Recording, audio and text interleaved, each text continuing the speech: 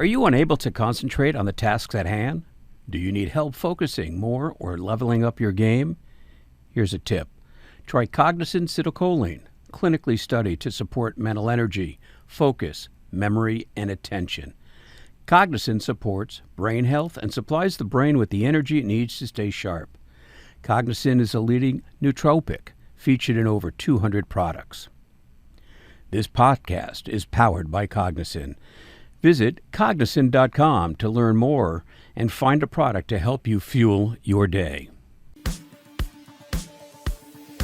Ready to achieve great heights? Then you're in the right place. Welcome to Power Your Performance, the podcast where we dive deep with leaders in the gaming world and beyond and learn the techniques they use to power their lives. I am your host, Gary Kleinman. Braden Shepard, so nice to have you on Power Your Performance. Gary, thanks for having me. Appreciate it. It's great. So happy to be here. You are the president of Shepard Media, right? That's what it's, Shepard Media, and it's a social media consulting, content creation agency, correct? Exactly. Yeah. How long have you been doing that? Yeah. So I have been, I created Shepard Media about a year ago now, I want to say. And that kind of came about from my content creation career. So as a content creator, we go through a lot of different branding deals. We're doing a lot of business kind of behind the scenes that most people aren't aware of. And I thought that as I kind of developed my skills as a content creator, not only on the creative side, but also the analytical side and the business side of things, it would be a good idea to actually establish a business where I'm not only protecting myself as a content creator, because this is what you'll see commonly in the industry, that content creators will actually establish an LLC to protect themselves as they work under that umbrella. Right. So if I break any NDAs, I'm protected through there. But also, I saw it as an opportunity to establish a business where I can bring insight, particularly KOL insight, to a lot of these businesses that are trying to branch out and into the gaming atmosphere, and specifically in the content creation side of things. Right. So we'll get to all that. What I love to do is hear somebody's story. So I won't take you back to birth, but I will take you back to what's probably most relevant is your days at really what was probably the first content creator in lifestyle was Machinima. And they were a floor below me in an office building in Burbank about 3 or 4 years ago. We had a bunch of room in a WeWork building, and they were there. We actually talked about doing some shows together several years ago. But tell me about getting to Machinima, why, what that process was like, and is that where you created kind of your chops at content creation? Yeah, that's so interesting that you were actually, so close to them and even like in contact with them. So as a content creator, kind of stepping back to where I kind of started my foundation, right? I was creating content on YouTube, and this is where I came across Machinima. So back in 2010, 2011, Machinima was what you would call like a premier network of gaming entertainment. They were for my estimation, they were really the first that got in there from a true content creation, stories, and even went to some longer form content long before anybody else did it. They really established themselves as the entity to be in the gaming atmosphere. And what I remember them just so vividly by is how they told their stories through gaming content.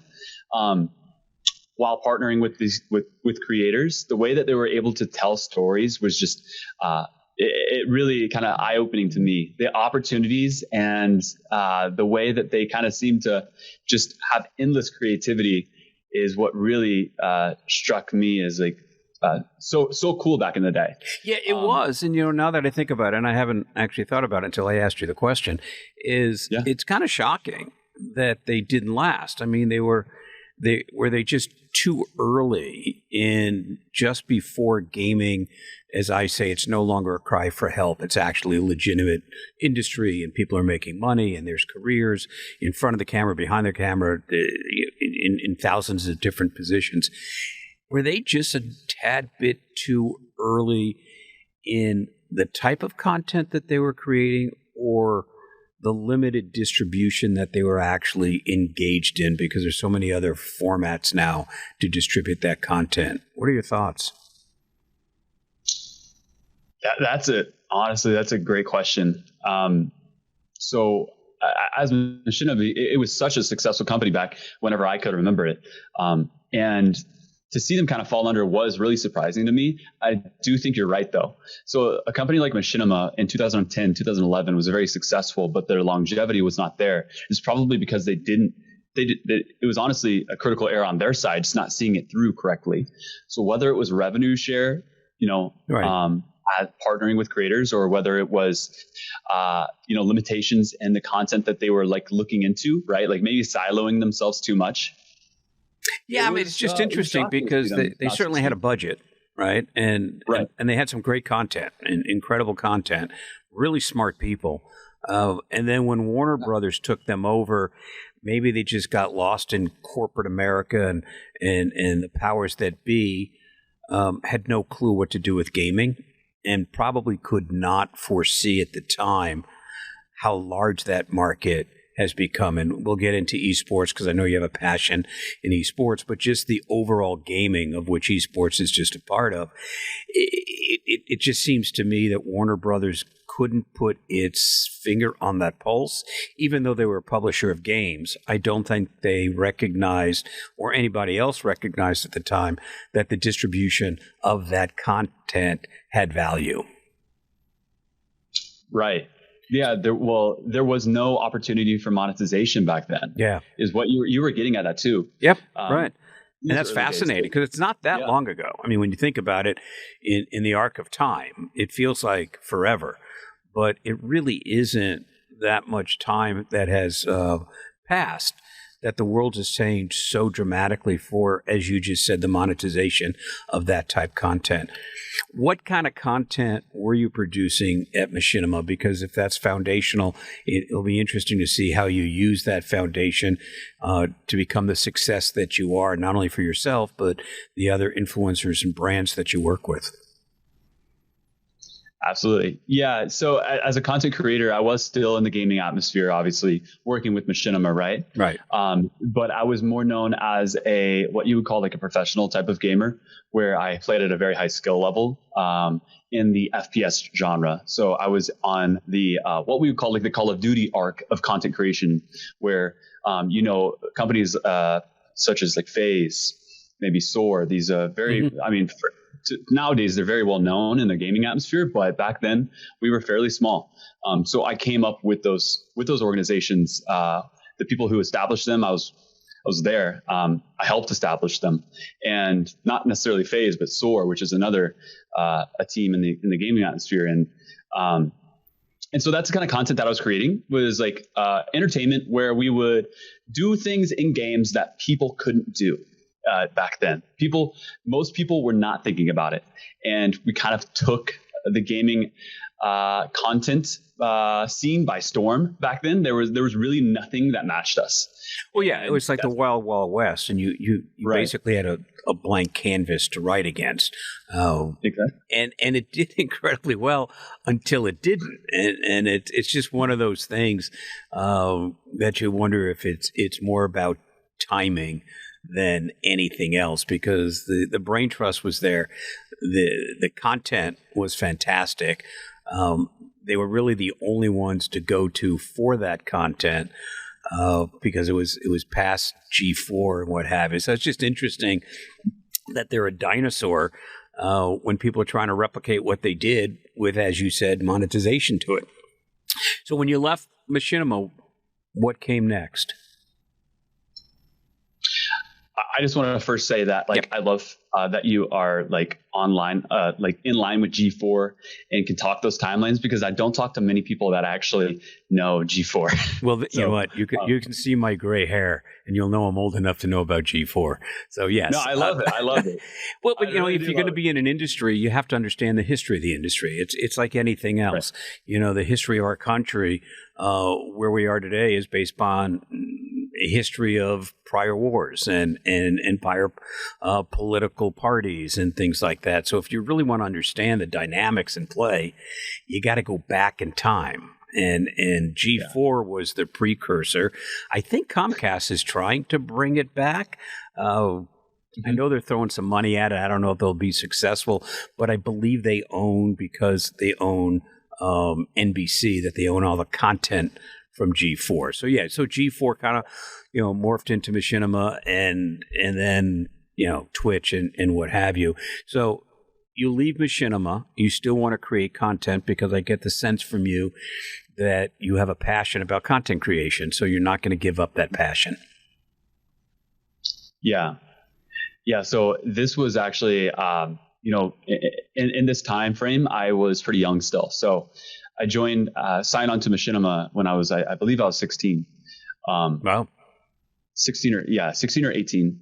I signed on to Machinima, where I was a content creator there, what you'd call a director in that space, where we basically just have rights to use their intros. We're monetizing through the Machinima platform and whatnot. So I leave Machinima, and this is actually what's so interesting in kind of like the whole time frame of my career. This is when I stopped creating content and I actually left the gaming scene for a while. So as a teenager, I was making money, but we weren't making millions then. Right. And obviously nobody knew the opportunity that was to come, that was very soon to come. So I ended up stopping to actually go to college and pursue just the traditional degree. A parent's dream. A kid left gaming and went to college. God, go figure that, right? Yeah. My mom will actually put it on herself all the time that I was the reason. She was the reason that I stopped gaming and didn't become a millionaire, sooner. Didn't become a millionaire because they wanted me to go to college, but it wasn't really her. I also was kind of feeling the fatigue, and as a teenager, you know, and having no insight or vision into what would actually become in the gaming atmosphere, I didn't really have any regret at the time. And I don't think people still know, to be honest. No, they don't. You know, they don't, because there are a couple of conversations that we have upcoming with people that own esports teams or run esports teams, and that's a challenge from a business model. But I don't want to get ahead of ourselves. I want to go back. So you kind of sort of leave gaming, you go to college, and you study something like traditional, like political science, economics, world history. Yeah, close. I went and I thought I was going to be like a physical therapist for some reason. Okay. And I ultimately ended up being a business major with the focus in marketing. And as I was studying and as I was going through college, I kind of stepped back into the gaming atmosphere on YouTube again. I found myself continuing to take steps backwards to find where I was before, to get back into that place. I wanted to so desperately be on the team that I was. I wanted to be, have the subscribers that I had. I wanted to have that established, because after I had stopped, it wasn't 2 to 3 years later, not even maybe a year and a half later, that people started to make real money from this. And it was a ton of money.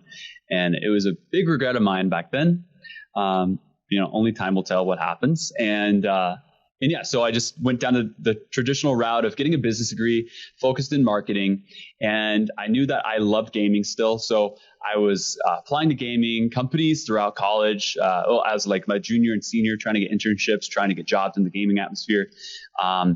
And I actually ended up interviewing for Ubisoft for a position there. And I ultimately didn't get it, but I then just took the opportunity that I had was to just have like an entry-level marketing position at a company near my hometown. And that's what I did. And that's how many years back, roughly, just to give some context to it? Yes. So that would have been in 2017 is when I took that position. Yeah. And so now you create lots of content, you represent other influencers across all channels, or with a primary focus on TikTok?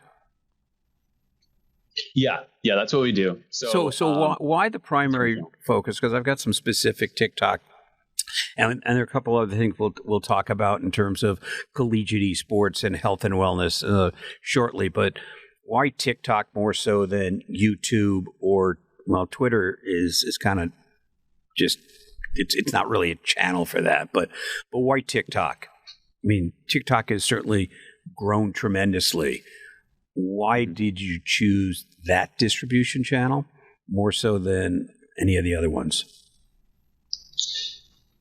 That's a great question. And to kind of put more context into my answer here, I kind of want to take a step back and mention that I also was an early investor into, kind of an early adopter on what was Mixer. Do you remember what Mixer was? Yeah. Yeah. So I was on Mixer the first year that it was actually created. It was Beam. So I've been very early on to adopt a lot of these platforms. YouTube I was on in 2009, right, as a gamer. Mixer. It's so funny you brought up Mixer.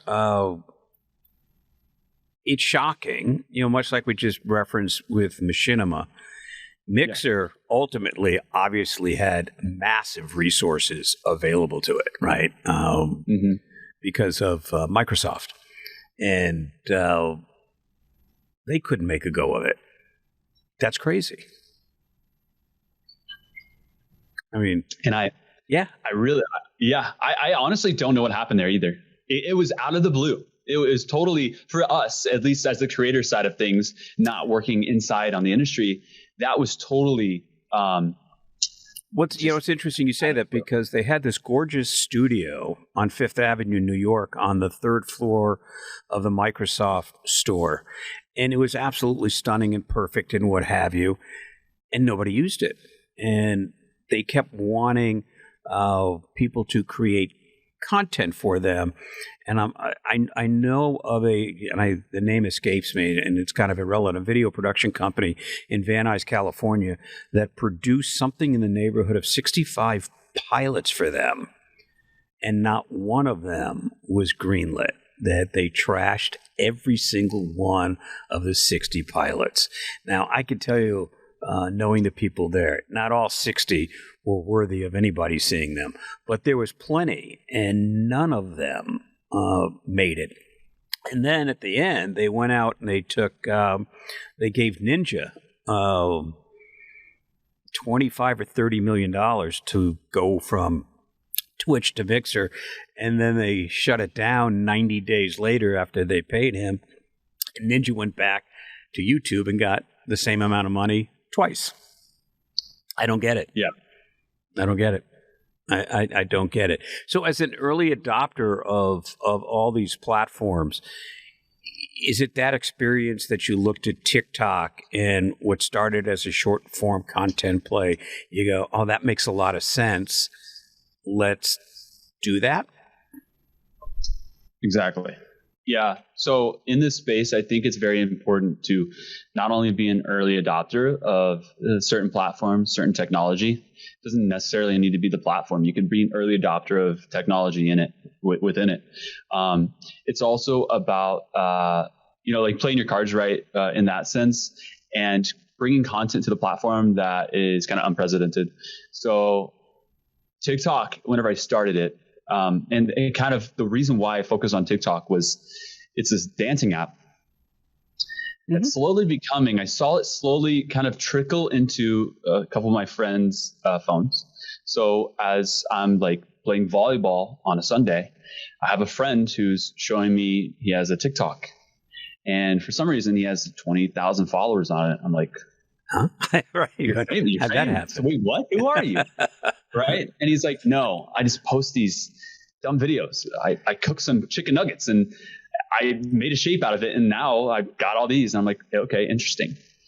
I had another friend who picked it up and he posted a video of actually him getting killed by Ninja on late game. I think it was Apex or something. I can't remember the game. It was a shooter.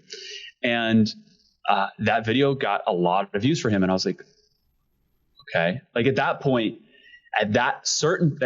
right then, it was about March or April of 2020. So about 2 years ago, I knew I had to be on the platform, and I knew I had to go all in on the platform.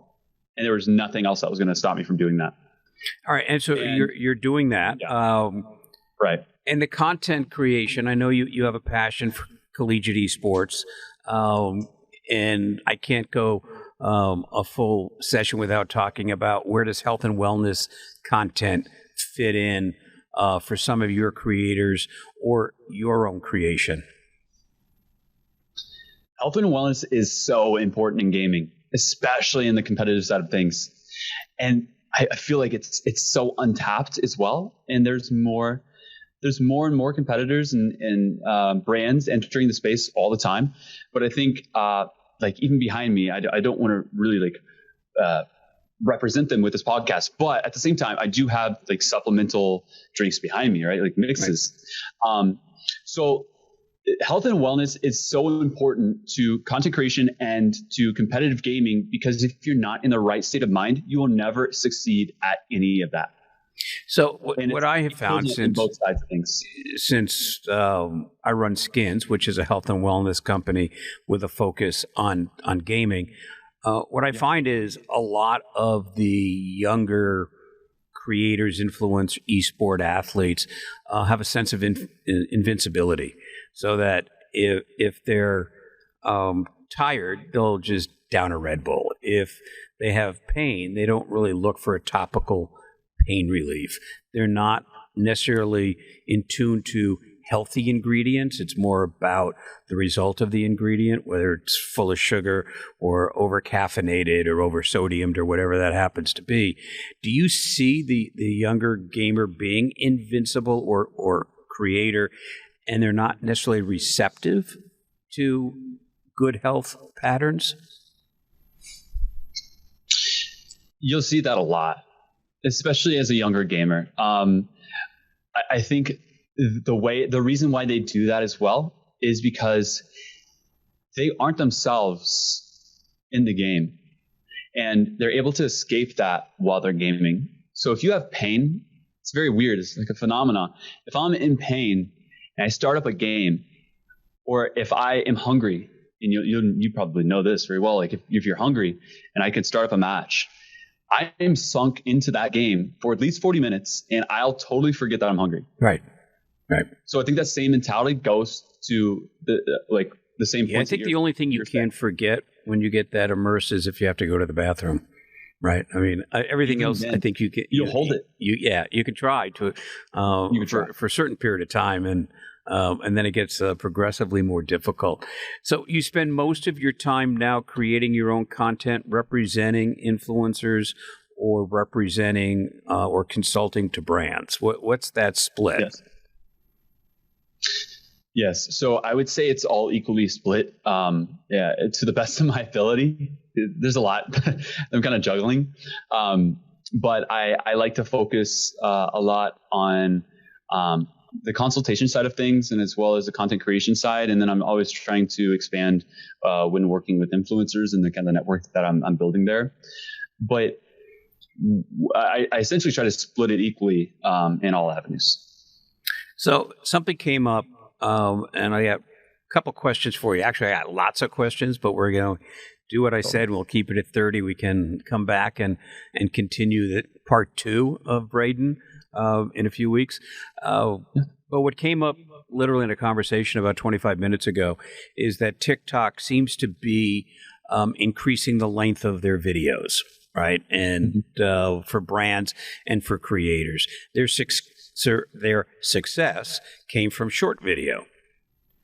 Do you think it's a good idea for them to go longer? Does it change their unique selling proposition? Yeah, that's also a very good question. I think they're approaching it very well. The reason why is because the approach that they're taking is actually allowing you to recognize if it's long form or short form. So if you see a video, I think if it's past 1 minute or maybe even past 30 seconds, you can actually see, if you're watching a video, like a video marker at the bottom, right? Play through. Right. So just subconsciously, a user could actually see that, and I'll do this. A user could see that. I'll see that, and I'll skip through if I'm not ready to commit. But if it's something that really catches my eye, really catches my attention, I can sit through that, and it doesn't matter to me. So I think there's something that they're doing as well. Maybe not even that. There's other maybe approaches that they're taking, but something as small as that, having a video linked cursor play through at the bottom of the video is so extremely important for their user base. Yeah, no question. The user knows what they're getting into. Exactly. Yeah. Right. So they're not hiding things. And that's what's really good about it. Their transparency has dramatically improved throughout the time that they've been in the US market and really expanding here. And I think that that's what they're doing correctly, is bringing more transparency. They need to do a lot of work with it, especially on the creator side, but bringing more transparency to the platform and allowing it to just the freedom of speech, for just being the platform to accept anybody and everybody. And that's really how they're kind of pivoting and positioning themselves to be. So my last question, and I got to tell you, this 30 minutes went like incredibly quick, which I appreciate. Thank you. I talk a lot. I'm sorry. No. It was interesting. It has nothing to do. Now, don't do that. Don't say that. That's not accurate. You consult, influencers and brands. So as you sit here today, what's your recommendation to an influencer creator today in the marketplace that we have, whether you can make a longer TikTok video or not? And the same question to a brand. Whether or not they should make one. What should they be doing on TikTok? What should a brand be doing on TikTok? What should an influencer creator in the gaming, and certainly in the gaming health wellness space, what would your suggestion be for them to build out a successful channel on TikTok? Let's start with a creator. Okay. So a creator, forget about the quality, forget about really just focus on your niche. And if you don't have a niche, you should probably find some sort of niche to focus down and just post. Literally just keep posting and be true to yourself, be authentic with your posts. Okay. So and that's honestly the best advice, consistency and authenticity. You want them to create content that they are passionate and they personally care about, and not something that says, hey, this will be good and people are going to like it. Exactly. Yeah. Okay. Because that state of mind, honestly, it's not about whether the content will work or not. Both forms of content can work, but it's the longevity and it's the passion, really what will shine through in the end. Because if you're creating content simply to create content because you think it's successful and you're not passionate about it, I guarantee a year or two down the line, you're going to be totally burnt out. You're not going to want to do it anymore. That audience that you built up has no relevance to the type of content that you want to create now that you're actually passionate about. And now you've wasted all that time for no reason. So the converse of that then is the question to the brands, because brands probably have trouble associating with the right influencer and creator and gamer that has content or can create content that's authentic and relevant to the brand. What do you tell them to do? So whenever I approach a brand or whenever I'm working with a brand to either contract out work for myself or maybe another influencer creator, and I also want to mention, I don't like to refer to myself as an influencer, and a lot of other creators don't like that as well. I would prefer creator. Okay. But as a brand, it's really key to look at influencers or creators who are producing exactly the type of content that I'm mentioning. So I think you could see passion behind content by consistency as well. So if they're consistent with this content, if you can read the audience, the engagement rate from these videos as well, those are all signs that, this is a creator that you should work with. And also brands looking to pay creators for one-off campaigns is just simply sometimes will work, but a lot of times it's not as successful as creating a lasting relationship that will produce authentic content and bring in a user base who really trusts in that creator and also wants to back them by supporting a brand that they support as well. So that's the type of approach that most brands need to be taking, and that most brands don't realize either, because they just want to pay a creator $100. First of all, they want to lowball everybody. A lot of times you want to pay a creator a very low amount of money just to throw. Yeah, I mean, so much of brand in that space is the fear of missing out, that there's not a strategic platform, if you will, from the brand to say, one, why are we doing this? What are the metrics we're going to get out of? Are we looking for awareness? Are we looking for conversion and all the different things that the different metrics that brands have to go through? And do they want to do it geographically, U.S., North America, or whatever? Are you still bullish on TikTok? Do you think there's any other platform that you would also recommend people put their toe in or utilize? I'm very bullish on TikTok still. I'll be honest there. And I think there are a ton of features that have not released yet that are going to be very game changing to the platform itself. Very cool. Yeah, but I also think that honestly, Facebook, and I know it gets a lot of hate, not Facebook itself, but just the Meta, right, and Instagram in particular, even the Facebook platform itself. But I don't think Facebook is as worth to invest in. But Meta is really trying very hard to invest in creators and help creators monetize. And that's something that a lot of creators are struggling with as well. As you probably know, TikTok doesn't pay much through like the creator fund. There's no native ad support on the platform itself. So, so Meta is really taking an approach to trying to back creators monetarily. And I think that is a very good approach that they're taking. I don't know how long lasting that will actually be. Depending on how TikTok pivots their approach, right? If they introduce new features or not. But I think Instagram is worth looking into.